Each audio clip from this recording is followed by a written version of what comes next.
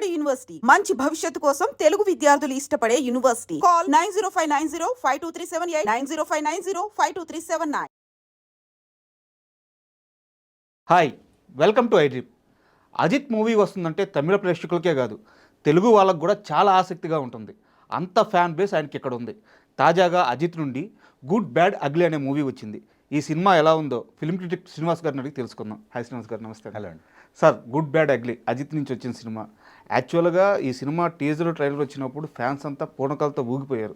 ఎందుకంటే ఒక పాత అజిత్ని చూడబోతున్నాం అనే ఒక క్యూరియాసిటీ అయితే అందరిలో ప్రతి ఒక్కరికి వచ్చేసింది. అండ్ సినిమా ఎలా ఉంది?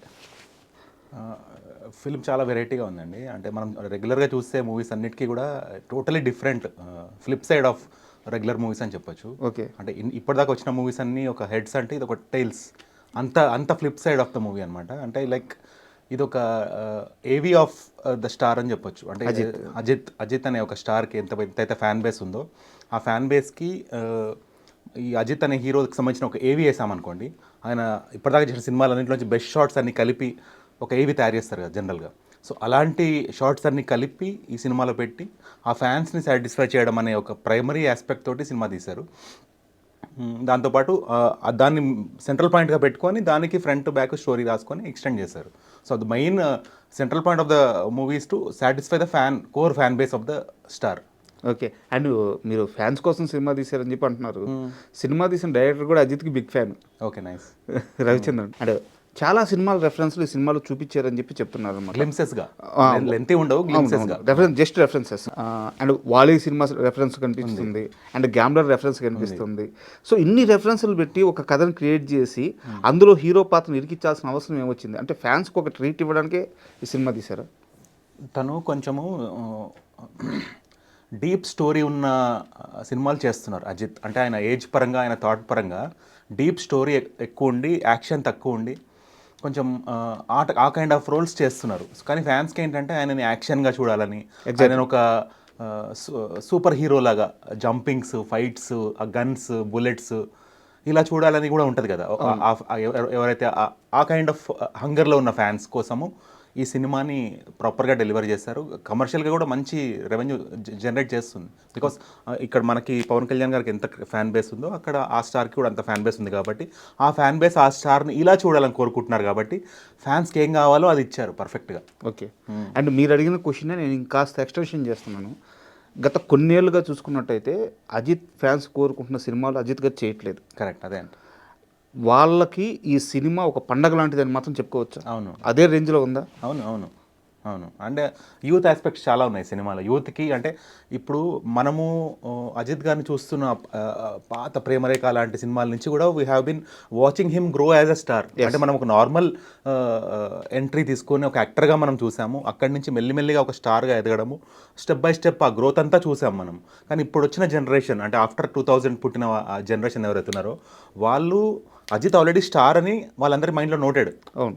కానీ ఆ స్టార్డమ్, ఆ స్టార్ వాల్యూ అనేది కొన్ని ఆ హీరోయిక్ మూమెంట్స్ స్క్రీన్ మీద చూసినప్పుడు కదా పండేది. సినిమా మొత్తంలో 1-2 ఫైట్లు ఉండడం వేరు, సినిమా మొత్తం డ్యూరేషన్లో ఒక 60% 70% ఫైట్స్ ఉండి ఆ హీరోయిజం కనిపిస్తూ ఉంటే ఆ ఎగ్జైట్మెంట్, ఆ ఎంతూసియాజం అది నచ్చి ఫ్యాన్స్ అయిన వాళ్ళు చాలామంది ఉన్నారు. సో ఈ జనరేషన్కి అవి చూపించాలనే ప్రయత్నమే ఈ సినిమా. ఓకే. అండ్ ఇప్పుడు మనకి కేజీఎఫ్ అక్కడి నుంచి ఒక రకమైన ఒక కథల్లో ఒక రకమైన సీక్వెన్స్ స్టార్ట్ అయింది. హీరోకి భయంకరమైన బిల్డప్ ఇవ్వడం, అండ్ ఫ్లాష్ బ్యాక్కి వెళ్ళిపోయిన తర్వాత అతను ఏదో సాధించాడని చెప్పి చూపించడం. అండ్ ఈ సినిమా కోర్ లైన్ కూడా అలాగే ఉంది. అవును. అది ఆ లైను ఆడియన్స్ సినిమా చూసిన తర్వాత దాన్ని ఎస్టాబ్లిష్ చేసి జస్టిఫై చేసే విధంగా ఉందా? ఇంట్లో అంటే అజిత్ మ్యాక్సిమం మూవీస్లో స్టోరీ డిపెండెంట్ ముందుకెళ్తుంది ప్రోగ్రెషన్. ఈ సినిమా స్టోరీ విత్ స్టైల్. అంటే కొంచెం ఇది రజనీకాంత్ సినిమా లాగా అనిపిస్తుంది కొంచెం అక్కడక్కడ. అంటే మనము యాజ్ అ తెలుగు ఆడియన్స్ మనము ఆల్ లాంగ్వేజ్ మూవీస్ చూస్తాం కదా. నాకైతే ఆ స్టైల్స్, ఆ బిల్డప్ షాట్స్, ఆ డైలాగ్ డెలివరీ ఇవన్నీ చూస్తుంటే కొంచెం రజనీకాంత్, ఇదేంటి సడన్గా రజనీకాంత్ సినిమాలో అజిత్ గారు కనిపిస్తున్నారు అన్న ఫీలింగ్ అయితే వచ్చింది. సో ఆ స్టైల్ ఎలిమెంట్ అనేది యాడ్ అయింది ఈ సినిమాలో. అజిత్ కుమార్ ఏవైతే అవాయిడ్ చేస్తారో మ్యాక్సిమం లుక్స్ పరంగా he's always good looking. Action సీక్వెన్స్లో కూడా బాగా చేస్తారు, కార్ బైక్ రేసింగ్ అవన్నీ చేస్తారు, కానీ స్టైల్ మీద ఎప్పుడు ఫోకస్ పెట్టలేదు. అండ్ లాస్ట్ మూవీ పట్టుదల సినిమా వచ్చింది, అది పెద్ద అంతగా ఎంగేజ్ చేయలేదు. అందులో ఆయన యాక్షన్ సీన్స్ కూడా ఎక్కువ చేయలేదు, బట్ ఆ కార్ రైడింగ్, ఆ రేస్ సీన్స్ అవి కొన్ని ఉంటాయి అన్నమాట. అవునవును. వాటికి కూడా వాళ్ళ ఫ్యాన్స్ చాలా హ్యాపీ ఫీల్ అయ్యారు అనమాట, అజిత్ గారి ఫ్యాన్స్. సో ఇంకా అట్లాంటిది మీరు చెప్తున్నట్టు ఒక ఫుల్ మీల్సే పెట్టారు అంటున్నారు. అవునవును. ఆ రెట్రో స్టైల్లో ఒక హీరోని చూస్తే ఎవరికైనా హ్యాపీగా అనిపిస్తుంది. ఇప్పుడు లైక్ ఫర్ ఎగ్జాంపుల్ మన పెద్ద ఎన్టీఆర్ గారు కానీ, కృష్ణ గారు కానీ, అప్పుడు ఆ హీరోస్ని ఎలా చూపించేవాళ్ళు, ఒక రకమైన డిస్కో మ్యూజిక్, గ్లిటరీ లైటింగ్, అవును, అందులోంచి హీరో బయటికి రావడం, అందులోంచి ఫైట్ జరగడం, అందులోంచి బుల్లెట్ల వర్షం జరగడము, ఒక జేమ్స్ బాండ్ లాంటి కార్లోంచి రకరకాల గన్స్ బయటికి రావడము, బుల్లెట్స్ బయటికి రావడం, ఇవన్నీ ఈ సినిమాలో ఉన్నాయి. ఓకే. అంటే ఒక జేమ్స్ బాండ్ మూవీలో ఏముంటుంది అవన్నీ ఉన్నాయి, ఒక సూపర్ మ్యాన్ మూవీలో ఏముంటాయి అవన్నీ ఉన్నాయి. అలా అంటే ఆడియన్స్కి, ఫ్యాన్స్కి నచ్చే ఎలిమెంట్స్ అన్నీ కలిపి రాసుకున్న స్టోరీని ఇలా రాసుకున్నారు వీళ్ళు, ఇలానే కావాలి అని. అని మీరు స్టోరీ అన్నారు కాబట్టి ఈ స్టోరీకి ఇంకో బ్యాక్ స్టోరీ కూడా ఉందంట, నిజమేనా? అంటే ఈ స్టోరీ రావడానికి ఒక ఈవెంట్ ఏదో కారణమైంది, అక్కడున్న ఏవి చేయడం అవన్నీ. అదే అంటే నేను ఫస్టే చెప్పాను కదండి, అంటే ఈ స్టార్ ఒక ఈవెంట్కి వెళ్ళినప్పుడు ఆ ఈవెంట్లో చూసిన ఏవి ఓకే వచ్చిన రెస్పాన్స్ నుంచే ఈ స్టోరీ పుట్టింది అని నేను కూడా విన్నాను. ఓకే. సో అంటే ఒక స్టార్ ఏవి వేసినప్పుడు ఏం చేస్తారు, ఏవి Best ఒక shots event కి అన్ని వెళ్ళినప్పుడు తీసుకొచ్చి. ఒక్కొక్క సినిమాలో నుంచి బెస్ట్ షాట్స్, ఆ హీరో మంచిగా కనిపించి ఆ హీరో స్టార్ వాల్యూ ఎక్స్ట్రీమ్గా సెలబ్రేట్ అవుతుంది ఫ్యాన్స్లో అనే షార్ట్స్ అన్ని కలిపి పెడతారు ఏవీలో. అవును కదా, అదే ఒక సినిమా ఉంటే ఎలా ఉంటుంది అనే ఐడియా నుంచే పుట్టింది సినిమా. అండ్ ఇప్పుడు మనకి అజిత్ గారి సినిమాలో గ్యాంబ్లర్ సినిమాకి తెలుగులో కూడా భయంకరమైన ఫ్యాన్ బేస్ ఉంది. అవును. అండ్ ఈ సినిమాలో గ్యాంబ్లర్కి సంబంధించిన ఒక రెఫరెన్స్ ఉంది, అలాగే త్రిష ఉన్నారు. అండ్ అది జస్ట్ రెఫరెన్సా, ఇంకేమన్నా కథలో కాస్త ఎక్కువ సీక్వెన్స్ ఉంది? రిఫరల్గా వాడారు. 2 సీన్స్లో Simran entry is there, okay. 2 సీన్స్లో గ్యాంబ్లర్ ఇస్ దేర్. అంటే కాకపోతే ఆ గ్యాంబ్లర్ మూవీ కానీ మీరు చెప్పిన వాలి ఇవన్నీ కూడా ఏంటంటే స్మూత్ ఫ్లోలో వెళ్తాయి మూవీస్. ఓకే. ఇది ఆ స్మూత్ ఫ్లో లేదు. అంటే ఇప్పుడున్న జీ యూత్ ఎలా ఉంటారు, స్పీడ్ ఫాస్ట్. అంటే ఇప్పుడు ఫర్ ఎగ్జాంపుల్ మీరు ఒక ఇంజనీరింగ్ స్టూడెంట్కి మీరు ఒక బైక్, ఒక మంచి స్పోర్ట్స్ బైక్ ఇచ్చి మెల్లిగా వెళ్ళినా అంటే వాడు మెల్లిగా ఎక్కడ వెళ్తాడు? ఈవెన్ ట్రాఫిక్లో కూడా he'll find his way to జబ్ జబ్ జబ్ అని వెళ్ళడానికి. ఈ సినిమాలో జబ్ జబ్ జబ్ అని వెళ్తూ ఉంటుంది, స్మూత్గా వెళ్ళదు. అండ్ ఈ సినిమా అనౌన్స్ చేసినప్పటి నుంచి మనకి అజిత్ గారిని ఒక యాక్షన్ మోడ్లో చూడబోతున్నామని ఒక ఎగ్జైట్మెంట్తో పాటు ఇంకో ఎగ్జైట్మెంట్ ఉంది. అలాగే అది ఏంటంటే విలన్గా చేసిన అర్జున్ దాస్ గురించి అనమాట. సో మనకి గత సినిమాలు చూసుకున్నప్పటి నుంచి మంచి ఫ్యాన్ బేస్ వచ్చింది ఆయనకి. ఇందులో అజిత్ గారి పక్కన ఎలా చేశారు ఆయన? అంటే ఇందులో కొన్ని రియల్ లైఫ్ కాంప్లిమెంట్స్ ఏవైతే ఫ్యాన్ స్టార్కి ఇస్తారో మీరు చెప్పిన ఆ యాక్టర్కి హీరో ద్వారా చెప్పించారు. అది ఓకే. వాయిస్ బాగుంది అనే కాంప్లిమెంట్ ఈ సినిమాలో అజిత్ గారు ఇస్తారు ఆ క్యారెక్టర్కి. అవునా? ఓకే. అలాగా హీరో మీద కొన్ని కాంప్లిమెంట్స్ వీళ్ళంతా చెప్పించారు. అంటే ఏదైతే లైక్ ఫర్ ఎగ్జాంపుల్ ఒక స్టార్కి సంబంధించిన ఏదైనా కంటెంట్ బయటికి రాగానే మనం యూట్యూబ్ వీడియో కింద, ఈవెన్ మన వీడియోస్లో కూడా యూట్యూబ్ వీడియో కింద కొన్ని కామెంట్స్ ఉంటాయి పాజిటివ్గా. మన రామ్ చరణ్ వీడియోస్ కూడా there are so many positive comments. అవి చూస్తే అందులో కొన్ని బెస్ట్ కామెంట్స్ ఉంటాయి చూడండి, అవి డైలాగ్స్గా వాడారు ఇందులో సినిమాలో. సో యాక్చువల్గా ఫ్యాన్స్కి కావాల్సింది అదే.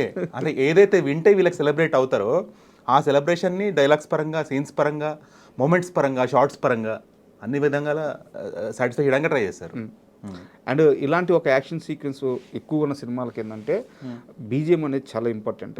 అండ్ సినిమాలో సాంగ్స్ కానీ, బీజిఎం కానీ, మ్యూజిక్ ఎలా ఉంది సార్? మంచి మ్యూజిక్. అదే GV Prakash he gives good music for their native language. But మన దగ్గరకు వచ్చినప్పుడు హీ డజంట్ గివ్ ఆ సౌండింగ్ ఎందుకు ఇవ్వడో తెలియదు.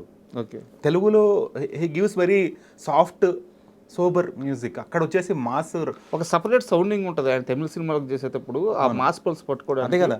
అవును. మరి ఇక్కడ మన వాళ్ళు తీసుకోరా, మరి ఆ ఇన్స్ట్రక్షన్స్ ఇవ్వరా, వీన్ ఎవర్ నో. అంటే మరి మనిషిని నమ్మేసి వదిలేస్తారా, ఆయన ఎవర్ నో. అది తీసుకునే డైరెక్టర్లో కూడా ఉంటుంది కదా. ఇప్పుడు ఇచ్చిన పర్సన్ మ్యూజిషియన్ ఈజ్ సేమ్, తీసుకునే పర్సన్ మారుతున్నారు కదా. ఆ తీసుకునే పర్సన్లో అది చెప్పి తీసుకునే ఇది ఉండాలేమో, మరి ఆ కమాండ్ ఉండాలేమో. వాళ్ళ కమాండ్ చేస్తున్నారేమో, మన వాళ్ళు చేయట్లేదేమో. పర్సన్ని తీసుకుంటున్నారు కానీ కమాండ్ చేయట్లేదు, మాకు ఇట్లా కావాలని. నువ్వు ఇచ్చింది తీసుకుంటున్నావు అన్నట్టున్నది. అండ్ మీరు చెప్పే పాయింట్కి అయితే టోటల్ అగ్రీడ్ సార్. ఎందుకంటే ఆయన తమిళ సినిమాలకు ఇచ్చే మ్యూజిక్ కానీ, తెలుగు సినిమాలకు ఇచ్చే మ్యూజిక్ కానీ మధ్యలో ఖచ్చితంగా డిఫరెన్స్ అయితే ఉంటుంది. మేబీ ఒకటి ఏం చేయాలంటే వీళ్ళు తెలుగు సినిమా కోసం అని చెప్పొద్దు ఇప్పుడు ఈసారి నుంచి. ఇది ఒక తమిళ సినిమా అని అబద్ధం చెప్పాలి జీవి ప్రకాష్కి. ఇందులో ఒక తమిళ స్టార్ని మనం పెడుతున్నాం అని పెడితే అప్పుడు మ్యూజిక్ అప్పుడు దాన్ని తెలుగు వాడుకోవాలి, ఇంకా అప్పుడు మంచి మ్యూజిక్ వస్తుండొచ్చు. అండ్ ఈ సినిమాకి ప్రొడ్యూసర్స్ వచ్చేసి మన తెలుగు వాళ్ళే, మైత్రి వాళ్ళు. అండ్ ప్రొడక్షన్ వాల్యూస్ ఎలా ఉన్నాయి సార్? రిచ్గా తీశారండి, ఎక్కడ నో కాంప్రమైజ్, అస్సలు కాంప్రమైజ్ కాలే. వాళ్ళ ఇప్పుడు మనం ఆ ప్రొడక్షన్ హౌస్ని ఏ రేంజ్లో చూస్తామో, ఎంత రెస్పెక్ట్గా చూస్తామో, ఆ రెస్పెక్ట్ ఎక్కడ కూడా తగ్గనీయలేదు. ఆ స్టార్ని మంచి కంఫర్ట్స్, ఈవెన్ ఆఫ్టర్ మనకు సినిమా అయిపోయాక టైటిల్స్ చూపిస్తారు కదా, అప్పుడు చూపించారు మేకింగ్ షాట్స్. వీ అండర్స్టాండ్ ఎంత లావిష్గా చేశారు, ఎంత కంఫర్ట్ జోన్లో పెట్టారు హీరోని అనేది వీ అండర్స్టాండ్ అది. అండ్ ఇప్పుడు మామూలుగా తమిళ మార్కెట్ చూసుకుంటే అయితే అజిత్ గారికి ప్రత్యేకంగా ఇప్పుడు ఒక ఎలివేషన్స్ లేకుంటే ఇంత కొట్టది ఏం అవసరం లేదనమాట. ఎందుకంటే మీరు చెప్పినట్టు ఆయన ఫ్యాన్స్ కోసం ఒక సినిమా కానీ పర్ఫెక్ట్గా తీస్తే అండ్ దాని రిజల్ట్ ఇప్పుడు దీనిలాగే ఉంటుంది, కలెక్షన్ వర్షన్ కూర్చుంది. అండ్ తెలుగులో ఈ సినిమా ఎంతవరకు పర్ఫామ్ చేయొచ్చు అంటారు? తెలుగులో అజిత్ గారిని విపరీతంగా ఇష్టపడే సెగ్మెంట్ ఆఫ్ ఫ్యాన్ బేస్కి బాగా నచ్చుతుంది.